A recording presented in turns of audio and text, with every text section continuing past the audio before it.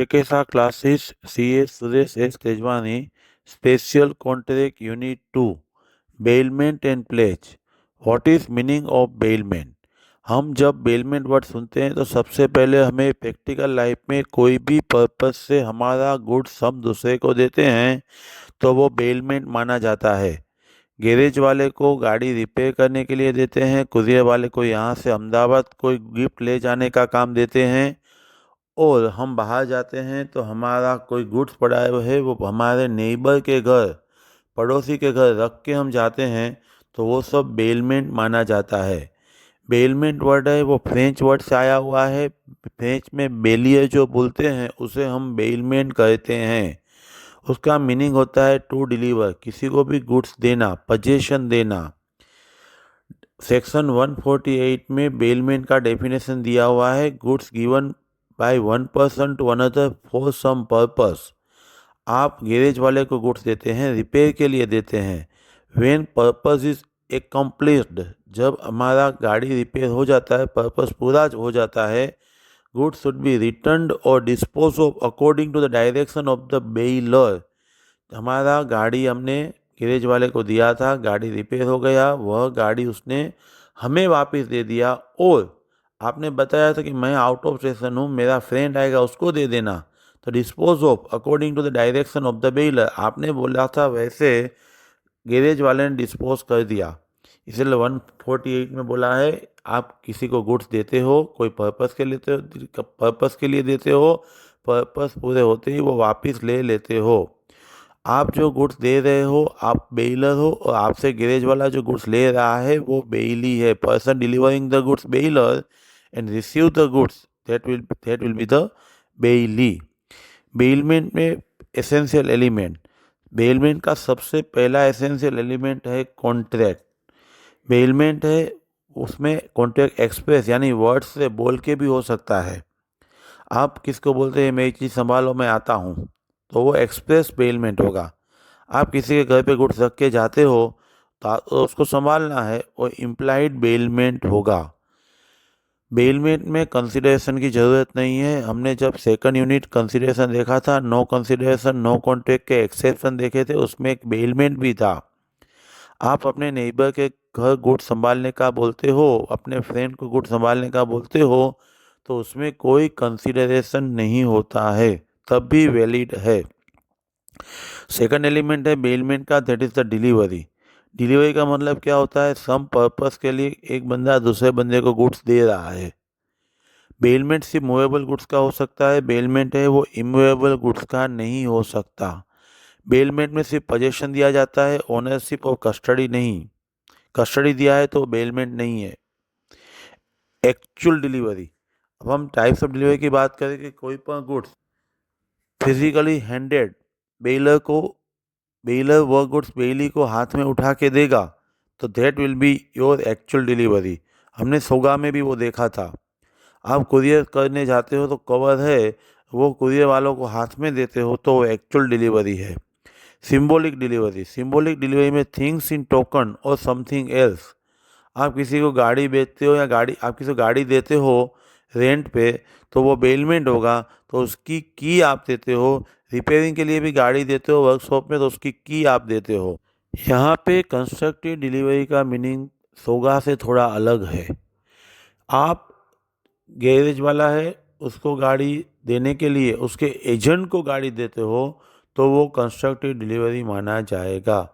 First element contract, second है delivery of the goods, third है purpose. Bailment में goods जब बेली को दिया जाता है कोई स्पेसिफिक पर्पस से दिया जाता है। वह पर्पस आप बोल भी सकते हो, इम्प्लाइड एक्सप्रेस भी है, इम्प्लाइड भी है। आपने बोला है गाड़ी वॉश करके देना, तो वो एक्सप्रेस है। लेकिन गाड़ी दिवाली आ रही थी, वो आपने वॉशिंग जो करता था उसके पास रख के, चाबी उसमें रख के चले गए, तो इम्प्लाइड है आपने वॉश करने के लिए रखा होगा। पोजेशन, बेलमेंट में डिलीवरी करके हम पोजेशन ट्रांसफ़र करते हैं।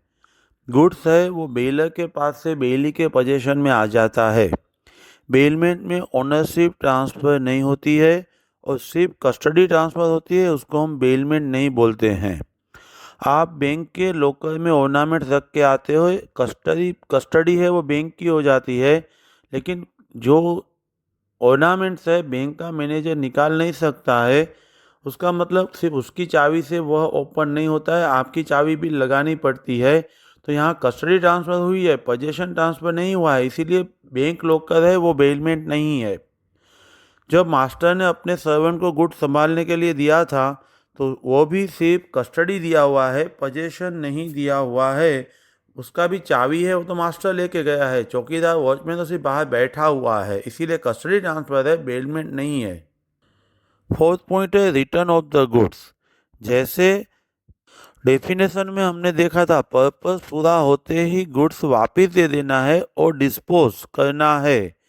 तो यहाँ वही चीज़ रिपीट हो रही है कि गुड्स है वो रिटर्न करना है इज़ द सेम फॉर्म, जैसा हमने गुड्स दिया था वही गुड्स रिटर्न करना है। और हमने रिपेयर करने के लिए दिया हुआ था, तो रिपेयर यानी कि अल्टर हुआ गुड्स हमें रिटर्न बेली कर देगा। हमें वही गुड्स रिटर्न करना है, हायर वैल्यू का अदर गुड्स भी बेली को रिटर्न नहीं करना है। हम जब बैंक में मनी डिपॉजिट करवाते हैं वो बेलमेंट नहीं है। उसकी वजह यह है, हम जो 500 वाली नोट वहाँ पे डिपॉजिट करवाते हैं वही नोट हमें वापस नहीं मिलती है, चेंज हो जाती है नोट, इसीलिए बैंक में डिपॉजिट करवाना वह बेलमेंट नहीं है। हमने 5 पॉइंट देखे थे, सबसे पहले कॉन्ट्रैक्ट है, बाद में डिलीवरी है, बाद में purpose, possession and return, CDPPR। Form of the bailment, repairing के लिए आप गुड्स देते हो, हायर के लिए यानी रेंट पे गुड्स देते हो, सिक्योरिटी की तरीके से दूसरे को गुड्स दे रहे हो, ट्रांसपोर्टेशन कैरियर के लिए गुड्स दे रहे हो, फाइंडर ऑफ द गुड्स है, या आप किसी को भी रेम्यूनरेशन बेलर बेली को नहीं दे रहे हो, वैसा ग्रेटिट्यूसली आप किसी को गुड्स देते हो। ये सब फॉर्म ऑफ बेलमेंट है, सम स्पेसिफिक पर्पस के लिए गुड्स दिया जाता है। सेकंड पॉइंट है classification of bailment. Classification of bailment में दो टाइप्स है, gratuitous bailment and non gratuitous bailment. Gratuitous bailment में गुड्स दिया जाता है, आपका एंगेजमेंट है तो मैंने आपको मेरी मर्सिडीज दी, उसके लिए कुछ भी चार्ज नहीं किया तो वो फ्री ऑफ चार्ज है। ग्रेटिट्यूस बेलमेंट में जब गुड्स दिया जाता है, सर्विस दिया जाता है, उसमें कोई भी रेम्यूनरेशन नहीं लिया जाता, वो फ्री ऑफ चार्ज है, exclusively of the benefit of the baler और बेल, ऐसा बोला जाता है। आपके फ़ायदे के लिए और मेरे फ़ायदे के लिए, दोनों में से किसी के एक के फ़ायदे के लिए गुड्स दिया जाता है। मैं आउट ऑफ स्टेशन जा रहा था, आपके घर मेरा गुड्स रख के गया, मेरा फ़ायदा है, बेलर का फ़ायदा है।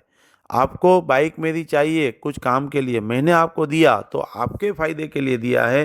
दोनों में से एक का फ़ायदा होगा तो उसको हम ग्रेटिट्यूस बेलमेंट बोलते हैं। नॉन ग्रेटिट्यूस बेलमेंट कंसिडरेशन से कॉन्ट्रैक्ट किया जाता है। इसमें बेलर एंड बेली दोनों को फ़ायदा होता है। मेरी गाड़ी मैंने आपको रेंट पे दिया तो यहाँ पे दोनों का फ़ायदा हो जाएगा, वो नॉन ग्रेटिट्यूस बेलमेंट होगा। ड्यूटीज ऑफ बेलर, आप अपनी गाड़ी रिपेयर करवाने के लिए गैरेज वाले को देते हैं तो आपकी ड्यूटीज़ क्या है। सबसे पहले आपने दिया हुआ गुड्स में कुछ फॉल्ट है, disclose the fault in goods bailed, section 150। हमने आगे देखा दो तरीके के बेलमेंट है, gratuitous bailment and non gratuitous bailment.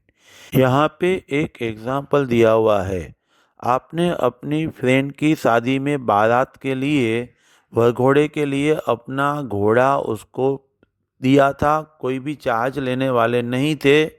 उस टाइम वह घोड़ा हॉर्स था, वह अनसाउंड था, लेकिन आपको मालूम नहीं था और आपने अपने फ्रेंड को दिया, उसको कोई लॉस हुआ तो आप रिस्पॉन्सिबल नहीं है क्योंकि ग्रेटिट्यूस बेलमेंट है। लेकिन आप अपना घोड़ा अपने फ्रेंड को देते हो, अनसाउंड है, आपको मालूम है, लेकिन आपको मजाक करना था।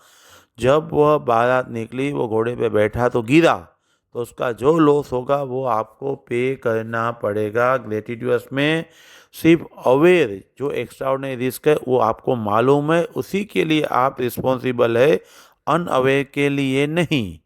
नॉन ग्रेटिट्यूस में दोनों, अवेयर एंड नॉट अवेयर। आपने वह घोड़ा रेंट पे दिया था, आपको मालूम नहीं था, अनसाउंड था, जब बारात में वह राजा उस पर बैठा, वो गिरा, उसको कुछ लगा तो आपको पेमेंट करना पड़ेगा। अनअवेयर है तो भी आप लायबल है। यहाँ पे एक एग्जाम्पल हो, 2 हॉर्स की पेयर थी, उसका जो कैरेज था वो उसका बोल्ट है, वह बोल्ट है वो सही नहीं था, कैरेज का बोल्ट निकल गया, आपको इंजरी हुई तो उसका डैमेजेस है वो घोड़े देने वाले को पे करना पड़ेगा।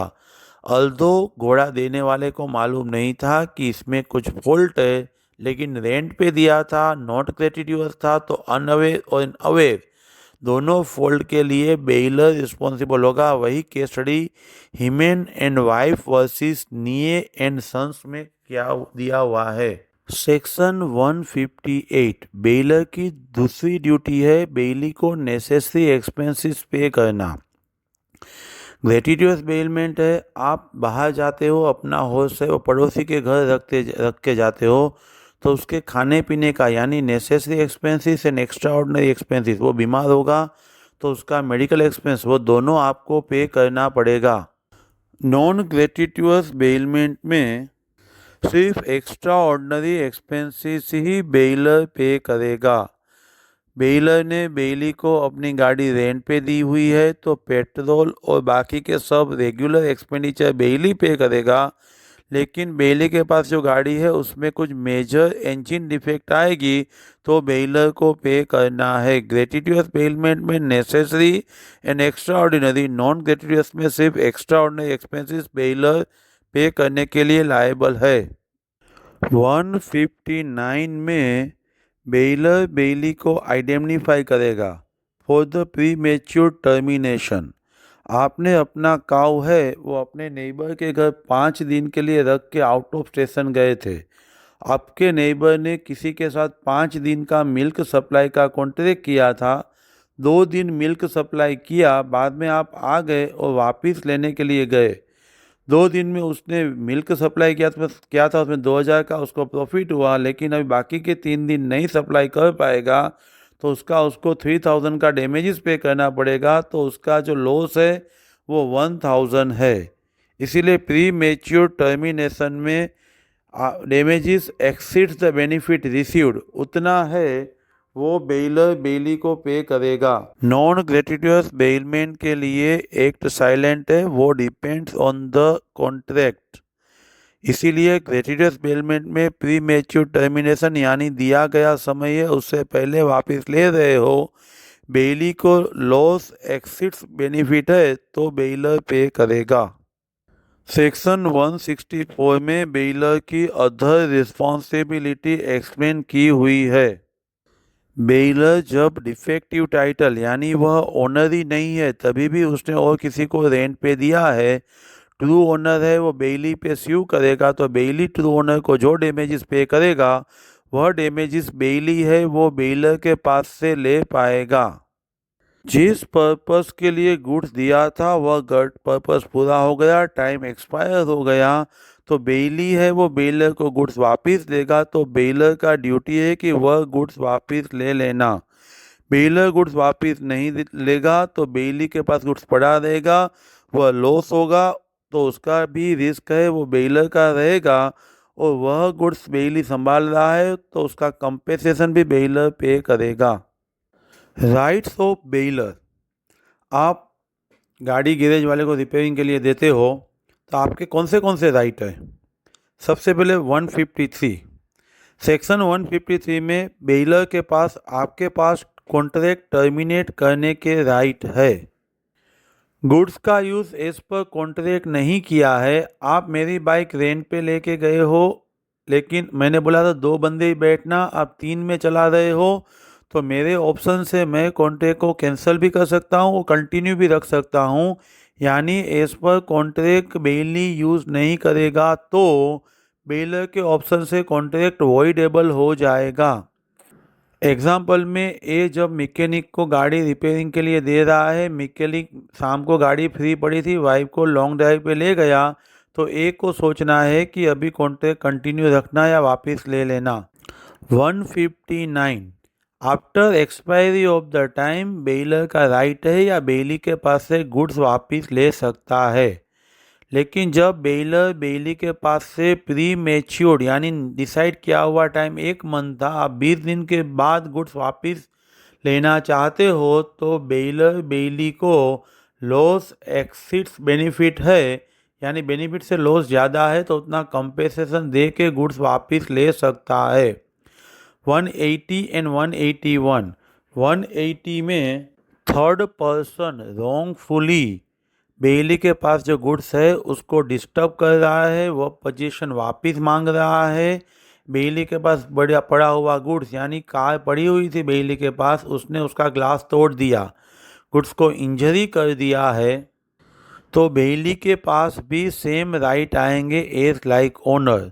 सेक्शन 180 में बेलर और बेली दोनों में से कोई भी थर्ड पर्सन को उसने गुड्स को डिस्टर्ब किया है, इंजरी की है, तो उसके लिए स्यू कर सकते हैं। लेकिन 181 ऐसा बोल रहा है कि जब थर्ड पर्सन कंपेंसेशन और रिलीफ पे करेगा तो बेलर एंड बेली अपने रिस्पेक्टिव इंटरेस्ट के रेशियो में रख पाएंगे। Right to sue the bailee, आप गैरेज वाले पे स्यू भी कर सकते हो। गैरेज वाले की निग्लिजेंसी की वजह से आपके गुड्स को कोई लॉस हुआ है, गाड़ी को कोई डैमेज हुआ है, तो उसका कंपेंसेशन आप गैरेज वाले से ले पाते हो। आपने ग्रेन है वो संभालने के लिए मर्चेंट को दिया था, प्रोविजन स्टोर वाले को दिया था, उसने अपने गुड्स के साथ मिक्स कर दिया, आपको पूछे बिना गुड्स मिक्स कर दिया, तो उसका कंपेंसेशन भी बेली आपको देगा। अनऑथोराइज यूज़, आपने रिपेयर के लिए दिया था, वो घूमने के लिए गाड़ी ले गया, तो उसका डैमेजेस भी आप स्यू कर पाओगे। टाइम ख़त्म होते ही, पर्पस पूरा होते ही आप बेली के पास से गुड्स डिमांड बैक वापस मांग सकते हो। अक्रिएशन, आप अपने नेबर के घर काऊ रख के गए, उसका केफ आ गया, तो आप काऊ एंड केफ दोनों के लिए स्यू कर सकते हो। Duties of bailee, rights of bailor में जो फोर्थ पॉइंट था right to sue by the bailor, वही पॉइंट है, सिर्फ लास्ट 6 पॉइंट है वो ड्यूटी में एक्स्ट्रा है। सबसे पहला ड्यूटी है बेली का to take the reasonable care of the goods. As per section 151 bailee bailor का गुड्स ऑर्डिनरी प्रूडेंस अप्लाई करके यानी कॉमन सेंस यूज़ करके यानी सिमिलर सर्कमस्टेंसेस में same quantity value and bulk का अपना गुड्स जैसे संभालते थे वैसे ही उसको बेलर का गुड्स भी संभालना है। अपना गुड्स गोडाउन में रख दिया है और बेलर का गुड्स बाहर रखा है, कोई चुरा के ले गया तो बेली रिस्पॉन्सिबल है। दोनों के गुड्स गोडाउन में पड़े थे, कोई चुरा के ले गया तो बेली रिस्पॉन्सिबल नहीं है। उसका मतलब बेलर ने जैसे बोला है, स्पेशल कॉन्ट्रैक्ट किया है, तो उस तरीके से बेली गुड संभालेगा, और स्पेशल कॉन्ट्रैक्ट नहीं है तो बेली अपना गुड्स जैसे संभालता है उसी तरीके से बेलर का गुड्स उसे संभालना होता है। बेली वह गुड्स नहीं संभालेगा तो उसके लिए बेली को कंपेंसेशन पे करना पड़ेगा। एग्जाम्पल दिया है, ए अपना गुड्स आर के गोडाउन में रखता है, हेवी फ्लड की वजह से आर की गोडाउन में से पूरा ए का गुड्स है वो लॉस हो जाता है, तो आर रिस्पॉन्सिबल नहीं है, लेकिन उसमें उसका ऑर्डिनरी प्रूडेंस यूज़ हुआ था, इसीलिए आर रिस्पॉन्सिबल नहीं है। एज पर सेक्शन 154 बेली गुड्स का यूज़ जो बेलर ने बोला है उसी तरीके से कर सकता है, नहीं करेगा तो बेली बेलर को कंपेंसेशन पे करेगा एंड बेलर के ऑप्शन से कॉन्ट्रैक्ट वॉइडेबल हो जाएगा। आपको एग्जांपल दिया हुआ है, हमने आगे भी देखा था, जब मैकेनिक को गाड़ी रिपेयर करने के लिए दिया, वह रात को अपनी वाइफ को घुमाने के लिए ले जाता है तो उसने अनऑथराइज यूज़ किया है, और बेलर का ऑप्शन रहेगा, आपका ऑप्शन रहेगा गुड को कैंसिल करना या कंटिन्यू रखना। Section 155, 56 and 157 not to mix the goods, bailor जो गुड्स बेली को देता है, बेली अपने गुड्स के साथ बेलर का गुड्स मिक्स नहीं कर सकता। लेकिन 155 बोल रहा है कि बेलर का कंसेंट लेके बेली ने वह गुड्स मिक्स कर दिया है, तो बेली का जो टोटल गुड्स है उसमें बेलर एंड बेली का अपना रिस्पेक्टिव शेयर इन इंटरेस्ट यानी proportionate of their interest 10 kg goods baler का था, 6 kg बेली का था, तो उसका 5:3 के रेशियो में दोनों का इंटरेस्ट रहेगा। लेकिन 155 कब अप्लाई होगा? जब बेलर को पूछ के, बेलर के कंसेंट से बेली ने वह गुड्स मिक्स कर दिया है। 156 में बेलर का कंसेंट नहीं लिया है, बेली ने अपनी मर्जी से वह गुड्स है अपने गुड्स के साथ मिक्स कर दिया, लेकिन गुड्स सेपरेट हो पाए वैसा है। जब गुड्स सेपरेट हो पाएगा तो बेली बेलर को गुड्स सेपरेट करने के एक्सपेंसेस और डैमेजेस है वो पे करेगा।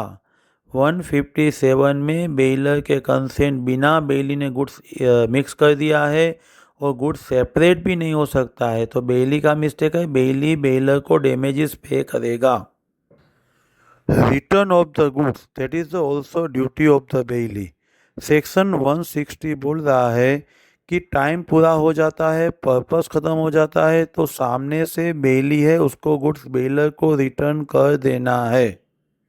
बेली के डिफ़ॉल्ट की वजह से गुड्स रिटर्न नहीं हुआ है, गुड्स बेली के वहाँ पड़ा था, लॉस हो गया, डैमेज हो गया, डिटेरियोरेट हो गया, तो बेली बेलर को कंपेंसेशन एज पर सेक्शन 161 पे करना पड़ेगा।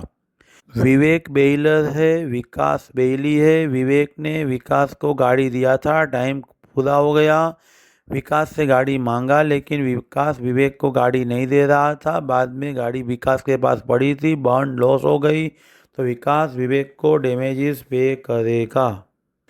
एज पर सेक्शन 163 बेलर है वो काऊ बेली के घर रख के जाता है, काऊ को जब केफ होगा तो बेली केफ एंड काऊ दोनों रिटर्न करेंगे, दैट इज़ द अक्रिएशन।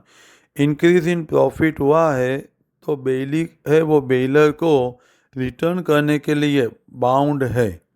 अभी हमने 1 to 5 पॉइंट जो देखे ड्यूटीज ऑफ द बेली, वह राइट्स ऑफ द बेलर का जो 4th पॉइंट है उसके जो 5th पॉइंट के सिमिलर ही है, अलग से याद रखने की ज़रूरत नहीं है। लेकिन 6th पॉइंट जो हमें दिया है ड्यूटीज ऑफ द बेली में, not to set up the adverse title. Bailee को वह गुड्स लेके घूमना है तो घूम सकता है, लेकिन उसको ऐसा नहीं बोलना है कि ये मेरा गुड्स है, उसको अपना टाइटल है ऐसा नहीं बोलना है, उसको क्लेरिफाई करना है मैंने और किसी के बिहाफ ये होल्ड किया है, मैं तो सिर्फ बेली हूँ। राइट्स ऑफ द बेली वो ड्यूटीज ऑफ द बेलर के जो 4 पॉइंट है 1 2 3 सिमिलर एंड 4th में जो 1 2 है वो यहाँ 4th एंड 5th के फॉर्म में दिया हुआ है। ड्यूटीज ऑफ द बेलर याद रखोगे तो 5 पॉइंट याद रह जाएंगे, 6 एंड 7 सिर्फ पर्टिकुलर लियन एंड जनरल लियन का कंसेप्ट है। हम 165 सेक्शन राइट्स ऑफ बेली में फर्स्ट राइट ये है कि जब ABC तीनों का जॉइंट ओनरशिप का कार है, उसने D को दिया हुआ है, तो D जब टाइम ख़त्म होगा, जब पर्पस पूरा होगा, तो ABC तीनों में से किसी एक को वापिस देगा तो भी वह वैलिड रिटर्न माना जाएगा। Second 166 right to indemnify.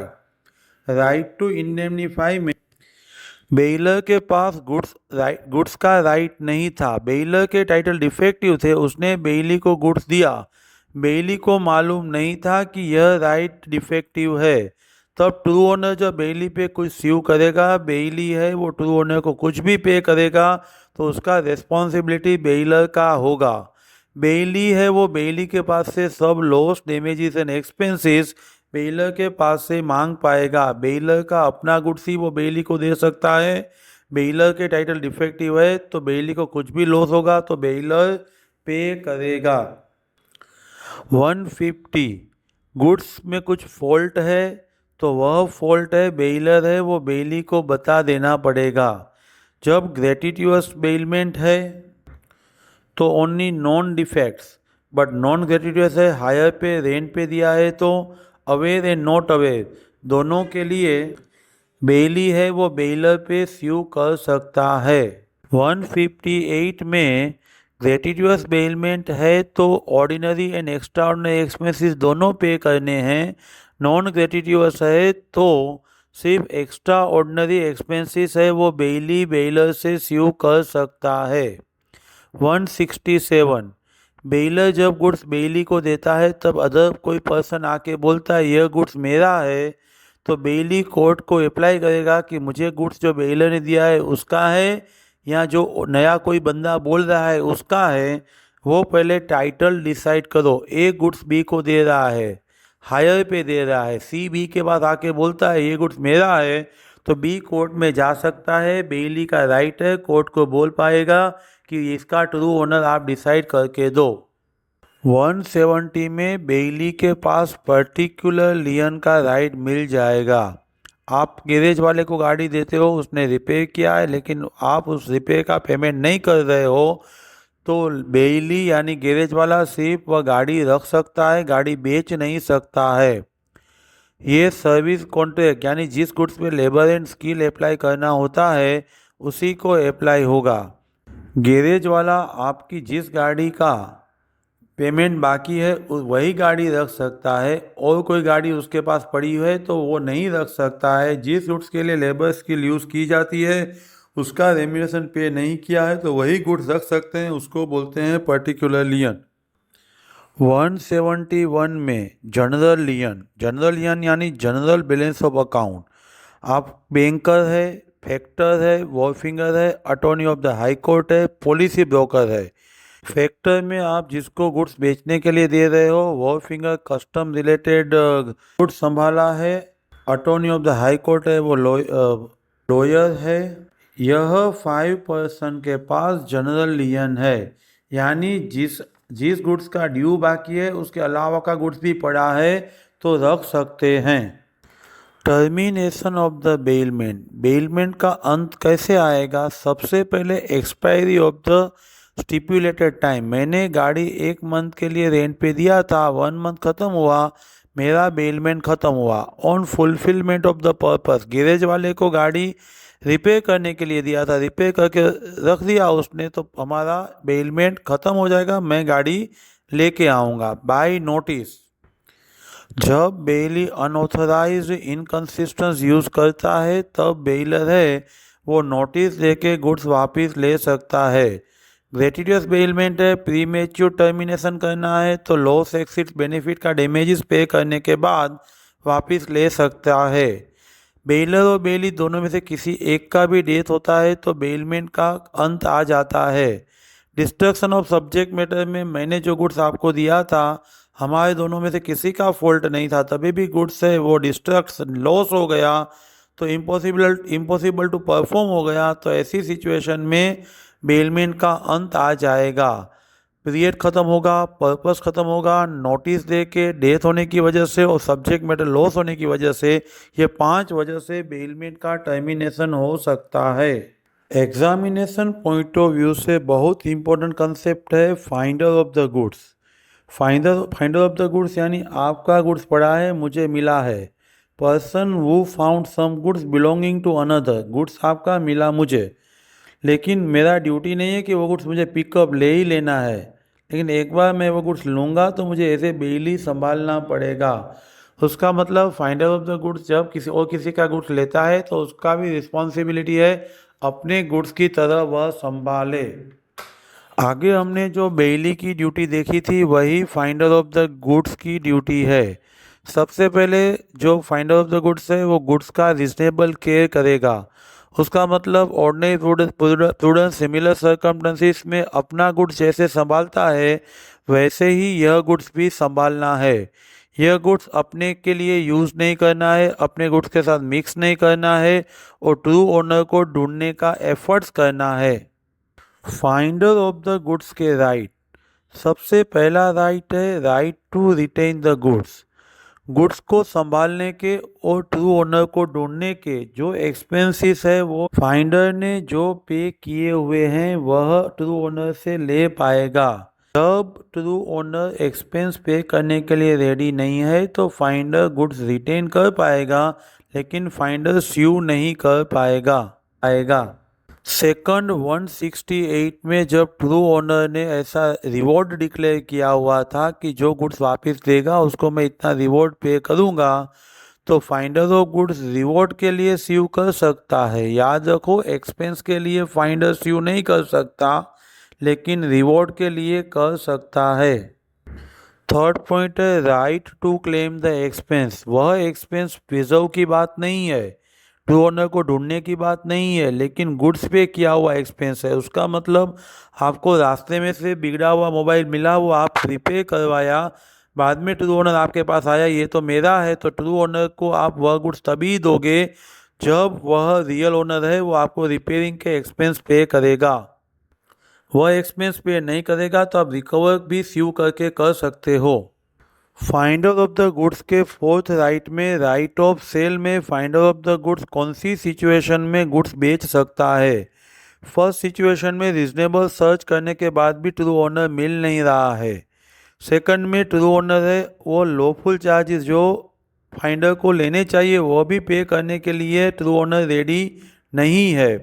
Goods पेरिसिंग nature है, संभाल के रख नहीं सकते हैं, ट्रू ओनर आए तब उसका वेट नहीं कर सकते हैं। एंड फोर्थ में ट्रू ओनर के ढूंढने के एक्सपेंडिचर वो गुड्स के टोटल वैल्यू के 2/3 से बढ़ जाते हैं, तो ऐसी सिचुएशन में फाइंडर गुड्स बेच सकता है।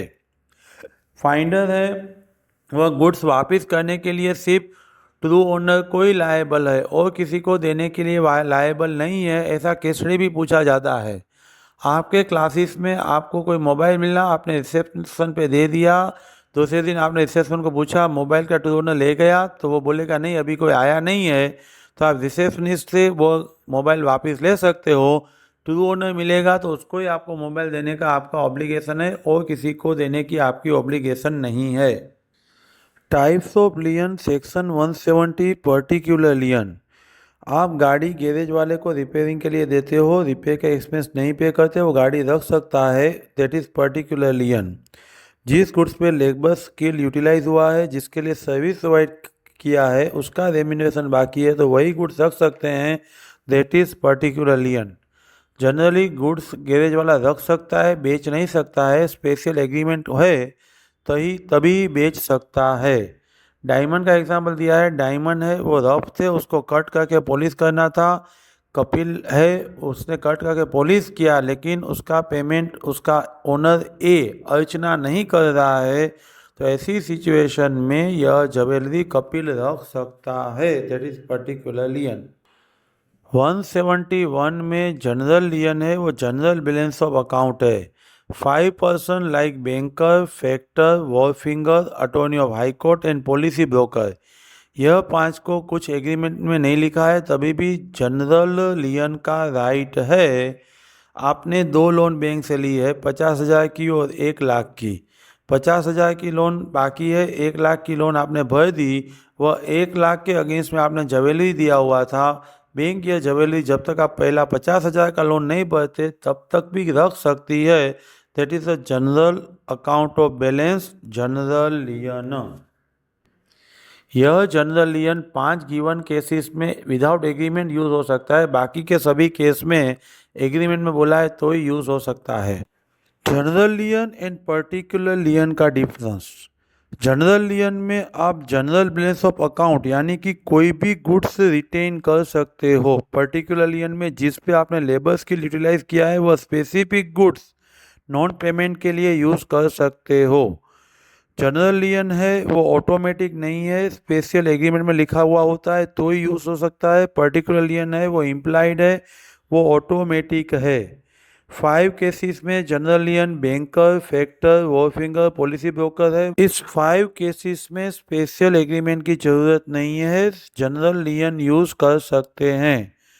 पर्टिकुलर लियन में बेली है, फाइंडर ऑफ द गुड्स है, प्लेजी है, अनपेड सेलर है, एजेंट है, पार्टनर है। उस सभी में जो गुड्स का पेमेंट बाकी है वही गुड्स रख सकते हैं। जनरल लियन में गुड्स के लिए लेबर स्किल यूटिलाइज होना जरूरी नहीं है और पर्टिकुलर लियन में लेबर स्किल इन्वॉल्व होता है। गुड्स की वैल्यू इंक्रीज करने के लिए जो लेबर स्किल यूज़ किया है वही गुड्स का पेमेंट बाकी है, तो उसका पर्टिकुलर लियन यूज़ कर सकते हैं। नेक्स्ट कंसेप्ट है प्लेज। सेक्शन 172 में डिफाइन किया हुआ है। पेमेंट ऑफ द डेब्ट और परफॉर्मेंस ऑफ द प्रॉमिस के लिए जो सिक्योरिटी दी जाती है वह प्लेज बोलते हैं। प्लेज है वो गुड्स का होता है, प्लेज एक तरीके का बेलमेंट ही है। मैंने लोन के सामने ज्वेलरी मॉर्गेज रखी है यानी कि दी हुई है, तो वह भी प्लेज बोला जाएगा। 1 महीने में काम खत्म नहीं होगा तो मैं आपको ये गुड्स दूंगा, वह भी एक तरीके का प्लेज ही माना जाएगा। प्लेज में पेमेंट ऑफ डेट के सामने and performance of the promise के सामने गुड्स एज ए सिक्योरिटी दिया जाता है। जो गुड्स देता है वह पर्सन पोनर और प्लेजर बोला जाता है, और जो गुड्स लेता है वह बेली है, वो पोनी और प्लेजी बोला जाता है। मनी लेंडिंग के लिए ज्वेलरी जब हम देते हैं तो वह प्लेज का ट्रांजैक्शन है, वो हमने देखा। Essential of the valid pledge. Valid pledge कब माना जाएगा? सबसे पहले उसमें गुड्स का डिलीवरी हुआ होना चाहिए। हमने आगे देखा एक्चुअल, कंस्ट्रक्टिव और सिंबॉलिक कोई भी डिलीवरी चलेगी। सेकंड, हम जो गुड्स दे रहे हैं, जो हमारा प्लेज का सब्जेक्ट मैटर है, वो फिजिकली एग्जिस्ट होना चाहिए। वह गुड्स एज ए सिक्योरिटी हमने पेमेंट ऑफ द डेट दिया होना चाहिए, वह एक बेलमेंट का ही टाइप्स है। Next concept, duties of the pawnee. Bailee की जो ड्यूटी है वही ड्यूटी यहाँ पे पोनी की ड्यूटी है। सिर्फ बेली की ड्यूटी में जो 6 पॉइंट दिए हैं उसमें से 6 पॉइंट यहाँ पे एडवर्स टाइटल वाला पोनी के ड्यूटी में नहीं लेना है। और सेकंड पॉइंट जो है not to make inconsistent use, वो पोनी में 2 पार्ट में डिवाइड किया है, second point and fifth point. उसका मतलब आप जब ड्यूटीज ऑफ द बेली याद रख के यहाँ पे लिख दोगे और उसका 6 पॉइंट निकाल दोगे तो चलेगा।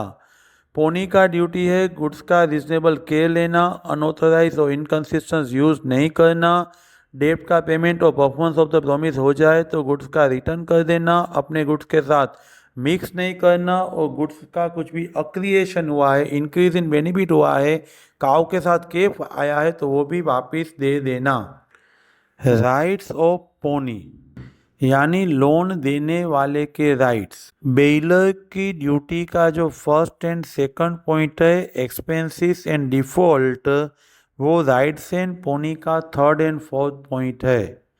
तो राइट्स ऑफ पोनी का सबसे पहला राइट है 173। जब तक आपने लोन दिया है वो लोन का पेमेंट नहीं आएगा तो रिटेन द गुड्स प्लेज्ड। 174 में सब्सिक्वेंट डेट, पहले ज्वेलरी पे 10,000 दिया, उसी ज्वेलरी पे फिर से 5,000 दिया, तो 5,000 वाला सब्सिक्वेंट पेमेंट नहीं आएगा, तब तक भी ज्वेलरी आप रख सकते हैं। थर्ड पॉइंट है लोन जो देने वाला है उसको आपने जो चीज़ दी हुई थी वह चीज़ संभालने के लिए उसने कोई एक्स्ट्रा ऑर्डिनरी एक्सपेंसेस पे किया हुआ है, तो 175 में पोनी पोनर से ले पाएगा। 176 में फोर्थ राइट में पोनर ने जो गुड्स दिया है उसका डिफ़ॉल्ट है, वह पोनी को बता देना है। उसकी वजह से पोनी को कोई भी नुकसान होगा तो वो पोनी से कलेक्ट कर पाएगा। जब पोनर है वो परफॉर्म नहीं करेगा प्रॉमिस और लोन का रीपेमेंट नहीं करेगा तो पोनी वह गुड्स बेच सकता है। लोन अमाउंट से कम अमाउंट पोनी को मिलेगा तो बाकी की अमाउंट के लिए स्यू कर सकता है, एंड पोनी को ज़्यादा अमाउंट मिलेगा तो पोनर को सरप्लस वापस दे देगा। ड्यूटीज़ ऑफ द पोनर, आपको ड्यूटीज़ ऑफ द बेलर देखना है, उसका फर्स्ट सेकंड एंड फोर्थ का फर्स्ट पॉइंट, ये 3 पॉइंट यहाँ पे रिपीट होंगे।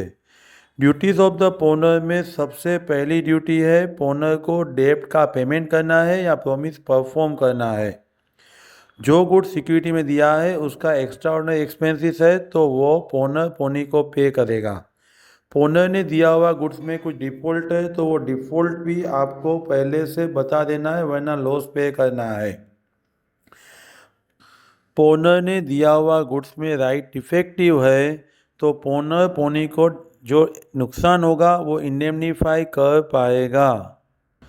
पोनी गुड्स बेचेगा, कुछ भी अमाउंट डेफिसिट होगी, कम होगी, लोन का अमाउंट बाकी रहेगा तो पोनर पोनी को पे करेगा। पोनर के राइट्स, लोन लेने वाले के rights. Section 177 right to redeem, जब डेट के पेमेंट में और प्रॉमिस के परफॉर्मेंस में डिफ़ॉल्ट करेंगे तब पोनी गुड्स का सेल करे उससे पहले पोनर वह गुड्स रिडीम करवा के उसमें से उसका अमाउंट ड्यू सेट ऑफ करवा सकता है। उसके एक्सपेंसेस है वो पोनर पोनी को पे करेंगे, that is right to redeem. Pledge by non owner, sale of goods में सेल बाय नॉन ओनर था, यहाँ पे प्लेज बाय नॉन ओनर है। सेक्शन 178 फर्स्ट पॉइंट है मर्केंटाइल एजेंट। जनरल रूल है ओनर है वही प्लेज गुड्स रख सकता है, लेकिन सर्टेन केसेस एक्ट ने प्रिस्क्राइब किए हुए हैं। जो ओनर नहीं है वो भी गुड्स सिक्योरिटी में दे सकते हैं, प्लेज रख सकते हैं। सबसे पहला पॉइंट है मर्केंटाइल एजेंट। मर्केंटाइल एजेंट में उसके पास सेकंड पॉइंट में डॉक्यूमेंट ऑफ टाइटल गुड्स के होने चाहिए। थर्ड पॉइंट में गुड्स का पोजेशन मर्केंटाइल एजेंट के पास ओनर के कंसेंट से होने चाहिए। प्लेजर ने वह गुड्स डिसऑनेस्टली और ट्रिक से लिया है, लेकिन कंसेंट से लिया है तो प्लेज है वो वैलिड हो जाएगा। मर्केंटाइल एजेंट जो काम कर रहा है वो ऑर्डिनरी कोर्स ऑफ बिजनेस में रेगुलरली काम कर रहा है, और प्लेजी जो गुड्स लेने वाला है उसको मालूम नहीं है कि अभी प्लेजर को एजेंट को गुड्स मॉर्गेज के पावर नहीं है। इसलिए प्लेजी ने फिफ्थ पॉइंट में गुड फेथ में ही वह गुड्स है वो प्लेज लिया होना चाहिए। प्लेजी को प्लेजर के डिफेक्टिव टाइटल मालूम नहीं होना चाहिए। सेकंड पॉइंट है sale by a person in possession of voidable contract. A ने बी को गुड्स दिया हुआ था, बी को वह goods under question under influence of fraud मिला था। ए कॉन्ट्रैक्ट कैंसिल करे उससे पहले बी है वह गुड्स प्लेज रख देता है। प्लेजी को इस डिफेक्टिव टाइटल का मालूम नहीं है तो प्लेज वैलिड माना जाएगा।